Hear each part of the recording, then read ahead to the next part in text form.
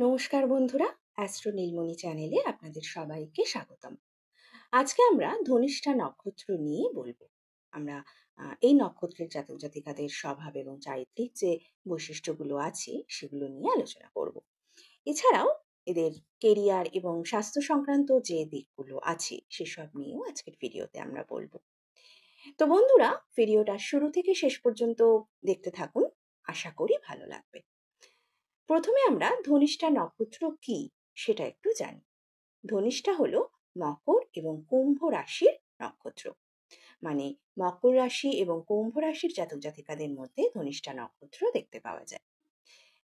মকর রাশিতে এই নক্ষত্র 23°20' থেকে 30°00' পর্যন্ত বিস্তৃত।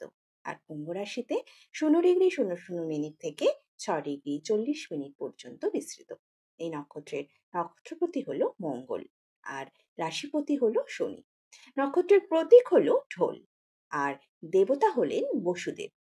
দেবতা বসুদেব হওয়ায় এটি ঐশ্বর্য, ধন ও সমৃদ্ধির প্রতীক। বেদে ধনিষ্ঠা নক্ষত্রের নাম হলো শবিষ্ঠা। ধনিষ্ঠা শব্দের অর্থ হলো অর্থ প্রসিদ্ধ বা ধনী। এই নক্ষত্র ঐশ্বর্য, কীর্তি ও সাফল্যের প্রতীক। এটি সময়ের নিয়ন্ত্রক নক্ষত্র, যা বেদাঙ্গ জ্যোতিষমতে বর্ষ গণনার সূচনাকে চিহ্নিত করত। এবার আমরা এই নক্ষত্রের জাতক জাতিকাদের যে মানসিকতা বৈশিষ্ট্যগুলো আছে আর কি, সেগুলো একটু এক এক করে জানবো। আবার এই আলোচনার মাধ্যমে আমরা এই নক্ষত্রের জাতক জাতিকাদের পজিটিভ এবং নেগেটিভ যে দিকগুলো আছে সেগুলোও কিছুটা হলেও আমরা জানতে পারবো। ধনিষ্ঠা নক্ষত্রের জাতকরা অত্যন্ত আত্মনির্ভরশীল, পরিশ্রমী ও কৌশলী হয়। এদের মধ্যে প্রচন্ড একটা মানে নিজের প্রতি একটা কনফিডেন্স দেখতে পাওয়া যায়। এরা শত্রুদের মোকাবিলা করতে সক্ষম হয় এবং সহজে হার মানতে চায় না। এরা জীবনে বড় হওয়ার স্বপ্ন দেখে। এরা প্রচন্ড উচ্চাকাঙ্ক্ষী হয় এবং অর্থ লাভের প্রতি এদের একটা আকর্ষণ থাকে। বিজ্ঞান, প্রযুক্তি ও গবেষণায় এই জাতকরা পারদর্শী হয়ে থাকে। এরা অত্যন্ত বুদ্ধিমান ও বহু বিষয়ে জ্ঞান সম্পন্ন হয়। এই জাতক জাতিকারা প্রায় সব রকম কাজই পারদর্শী হয়ে থাকে। এই জাতকরা একটু বদরাগী প্রকৃতির হয়, কিন্তু এদের মধ্যে একটা লিডারশিপ কোয়ালিটি দেখতে পাওয়া যায়। মানে নেতৃত্ব দেবার যে একটা গুণ, সেটা এদের মধ্যে রয়েছে। যে কোনো বাধাকে এরা সহ্য করতে চায় না।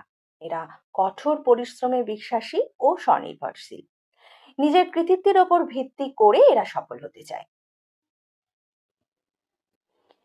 এই নক্ষত্রের জাতক জাতিকাদের কি ধরনের রোগ হতে পারে, কি ধরনের রোগে এদের আক্রান্ত হওয়ার সম্ভাবনা রয়েছে, মানে এদের শরীর ও স্বাস্থ্য বিষয়ক যে সমস্যাগুলো আছে আর কি, সেগুলো এবার একটু আলোচনা করব।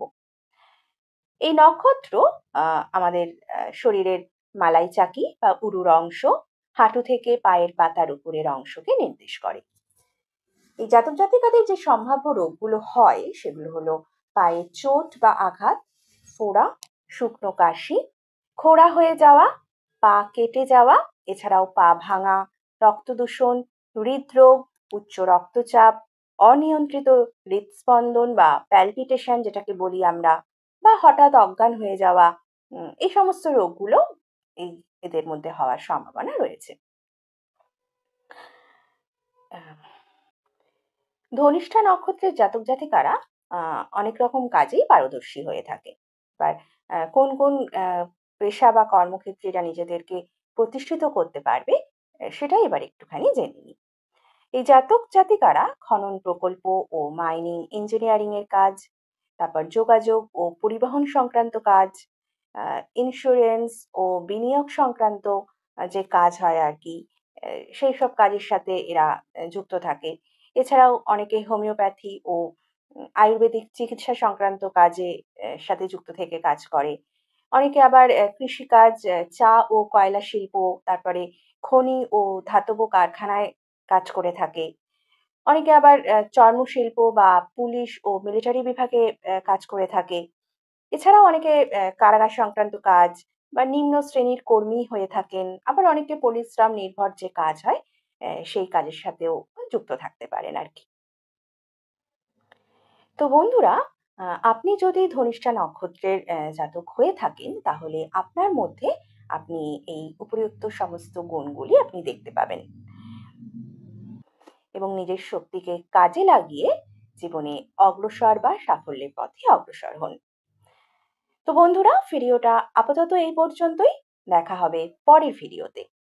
যদি আমার ভিডিও ভালো লাগে তাহলে লাইক, শেয়ার এবং সাবস্ক্রাইব করতে একদম ভুলবেন না। নমস্কার।